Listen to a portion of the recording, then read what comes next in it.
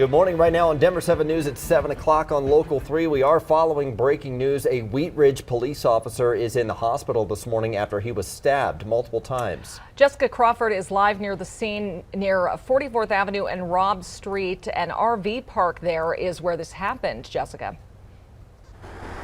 That's exactly right. And right now the scene is clear. The focus is really completely on the health of that officer who was stabbed multiple times. Right now he is in the hospital and we're told that his family is there supporting him. I'm going to give you a look at that RV park where this all took place. Officers tell us that they got a call around 1 this morning about a stolen U-Haul doing some damage here, hitting a fence even. We did see that U-Haul being towed off around 4 this morning. 2 officers responded to the scene. When confronting the driver, one of those officers was stabbed multiple times. Police say that they quickly responded, getting that suspect into custody. Arvada Fire Protection District transported that injured officer to the hospital. We don't know the name of the suspect or of that officer who was injured. We did speak with WRPD though, and here's what they had to say. All right, and we do not know the extent of the injuries of that officer, but we will keep you updated as we learn more.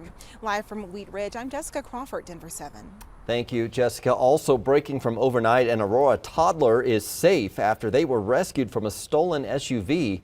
The 2-year-old and the car were originally on South Abilene Street just after midnight. Officers were able to stop the vehicle in Adams County, and investigators arrested the driver.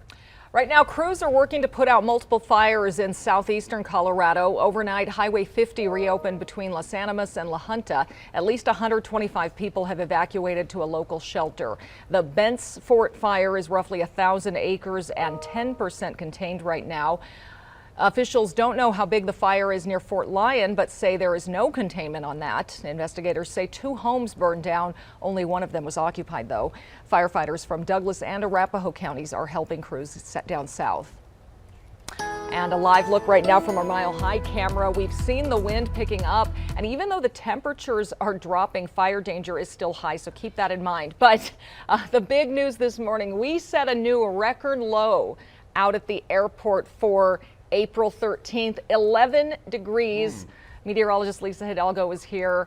We're going to have some more spring-like temperatures soon, Lisa. Yeah, and take a look. This is the airport temps there, that 11, and it feels like 3 below. You're right. It is going to be more spring-like as we head into the weekend, but this is one of the coldest mornings that we've seen in some time. You can see here from City Park, sunshine over a good portion of the plains. We're going to start to see an increase in cloud cover, though, and the mountains will pick up a little bit more snow today. Here's a look at our current temperatures. Aurora, Commerce City, Thornton, all at 13 this morning. It's a cold start. Golden right now, 16, single digits in the mountains. Berthoud Pass right now, that's the current temperature, 6 degrees below zero. So it's going to be a chilly start. Bundle up, teens and 20s this morning. We will see a little bit of sunshine early on. Chance for a few flurries today, and then highs in the low 40s. That chance of snow is going to be pretty minimal here across the plains. I'll show you how much more we're going to pick up in the mountains, though, today coming up. Unfortunately, yeah, even with the cooler weather, Jason, down south, Pueblo, La Junta, Trinidad, all still under red flag warnings for high fire danger. Yeah, and right now we have a different situation up in the mountains where we have all this snow to deal with on the drive. Now it's more just wet and sloppy right here by the Loveland Ski area over Vail Pass. You can see a little bit more snow here. There are some roads off the highways that are still pretty slick for you and snow covered in the mountains. Right now, as you take a look from Air Tracker 7, this is the drive on westbound I-70 from 225 getting past Peoria, Havana. Very heavy stop and go traffic. The eastbound side, not too bad. You can see from the map over there, we've had 2 problems. 33rd and Peoria, also a crash over here at MLK in Quebec, causing some slight delays, and around 20 minutes on either side of I-70. The heaviest drive is on I-76 and I-25 into the city. 225 busy around Parker Road, and the rest of the commute doesn't look too bad for you here this morning. Well, new this morning, the man named as a person of interest in yesterday's New York subway attack made videos where he talked about violence and mass shootings. One clip was uploaded to YouTube on Monday. We are learning more about the 62-year-old man who is believed to have shot 10 people and injured 19 others in the attack. ABC's Faith Abube has the latest on the investigation and stories from those commuters who experienced the chaos. Overnight, police towed away the U-Haul van, believed to be connected to the person of interest in the investigation. 62-year-old Frank James. Police say James rented the van and the keys were found at the shooting scene, along with a credit card used to rent the U-Haul in Philadelphia. If in fact the three things, the gun, the credit card, and the U-Haul are all linked to one person, you may well have this mass shooter. The rampage unfolded during morning rush hour Tuesday. Witnesses say a subway passenger wearing a neon green construction helmet and vest put on a gas mask, set off 2 smoke bombs and opened fire. I saw a lot of people coming out of the train station. One of them was injured. I believe it was a lady getting shot right on her leg. She was screaming, she was in a lot of pain. Police say the attacker fired 33 shots with a semi-automatic handgun, wounding 10 people before the gun jammed, which they say likely saved people's lives. We are truly fortunate that this was not significantly worse than it is. Videos showed passengers in a smoke-filled subway car pounding on a connecting door, trying to escape. As the train car pulled into the subway station, terrified passengers ran onto the platform and the gunman escaped. But police say a backpack was left behind, filled with loaded magazines, commercial-grade fireworks, and a hatchet. They also say they recovered a Glock handgun. Faith Abube, ABC News, New York.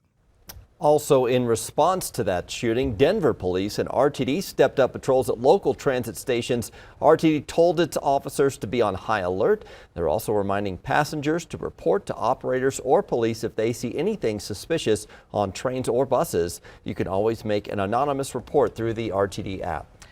Today is day 2 of important meetings for the Colorado Board of Education. The agenda includes an update on bills in our legislature, possible changes to school accountability rules, applications for a new online school, and the future of a Colorado Springs high school. Also, public comment. One topic that will be discussed during that public comment is revised social studies standards. A committee recently decided not to add information about LGBTQ perspectives to the standards for students below 4th grade. The Colorado Board of Education received thousands of emails about that topic, both from those who support and oppose that suggestion by the committee. Some board members say this is a threat to equity. Others said teachers shouldn't be teaching gender identity, parents should. This week's meetings will continue tomorrow when the board will talk about the future of the Adams 14 school district. The district is on a deadline to submit a plan for how to turn around years of poor performance. If the board rejects Adams 14's plan, the district could be reorganized. Also, the flagship Adams City High School could close. New this morning, PreK for all Coloradans is headed to the governor's desk. The Senate passed legislation to create the Department of Early Childhood to oversee the program. It would provide 10 free hours of preschool for Colorado families per week and streamline the process to access preschool. State officials hope the first year of enrollment will be the 2023-24 school year. At least a dozen new state offices have been added in Colorado over the past 3 years, like the Office of Early Childhood Education. The Colorado Sun reports state Republicans are now concerned these new offices won't last when one-time funding runs out and the state heads towards a possible budget deficit. The governor's office requested $2.5 million in the upcoming budget for the 19 employee equity office, $15 million for a new public-private partnerships office, and more than $8 million for the early childhood department. Democrats say they have made smart financial choices, setting aside billions in reserves and increasing expenses to cover the state's needs. Well, affordable housing is hard to come by in Colorado. In fact, a new survey by real estate tech company Ojo ranked Denver as the 5th least affordable metro in the country. Denver trails San Francisco, San Diego, Los Angeles, and Miami. So Denver 7's Christian Lopez looked into some options if you're trying to buy right now. Christian. Yeah, Nicole, and we've been telling you about this low inventory for a while now, and those prices just keep going up. Right now, the average closing price in the metro is around $700,000, and there are even condos and townhomes listed for around $500,000. So what can you do? Well, the first thing that you need to do is secure financing, and I did speak to a real estate agent, Rachel Chaparro, who says that first-time homebuyer assistant programs may be attractive, but they also have added costs, and they can often be overlooked as a lesser offer compared to a conventional loan. So then you can think about maybe going outside of the metro, because a longer commute might end up saving you overall costs. For example, right now Fort Collins is hovering around the 600,000s, and there's also the option of new builds as well. Oftentimes there isn't as much competition. Now some places there's long waiting lists and so forth, but even when you're 50th on a waiting list, by the time they get to that the 50, the other people have already found something, right? And so some options if you are looking right now is to get a team of agents who know the market very well and just be patient, because it could take a little while longer, and just be ready for when that right home comes along. And coming up in the next half hour, we will be showing you some of the ways that you can better compete with investors who are snapping up some of these homes as soon as they hit the market. Live in Denver this morning, I'm Christian Lopez, Denver 7. Thanks, Christian. A European company is taking tap to pay to a new level. The new body implant, hoping to make checking out faster. Also, there seems to be new life in the Broncos locker room. How a new era with a quarterback and new head coach are motivating the team in its first workouts.